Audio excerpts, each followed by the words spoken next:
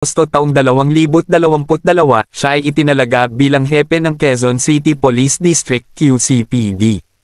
Ang kanyang panunungkulan dito ay naging kontrobersyal dahil sa pag-host niya ng isang press conference para kay Wilfredo Gonzales, isang retiradong pulis na nahuli dahil sa pagbaril sa isang siklista. Dahil dito, siya ay humingi ng tawad at nagbitiw mula sa kanyang posisyon. Davao Region Police Office. Noong ika-16 ng Hunyo taong 2024, si Torre ay itinalaga bilang Acting Director ng Davao Regional Police Office Pro 11.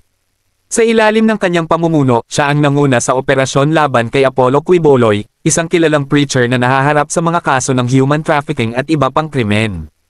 Ang operasyon na ito ay nagresulta sa pagkakaaresto ni Quiboloy matapos ang matagal na paghahanap.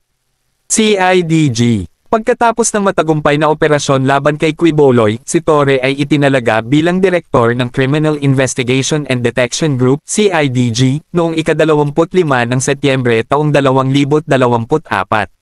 Sa bagong tungkulin na ito, siya ang manggenguna sa mga investigasyon at pagsubok laban sa mga krimen tulad ng economic sabotage at iba pang malalaking kaso.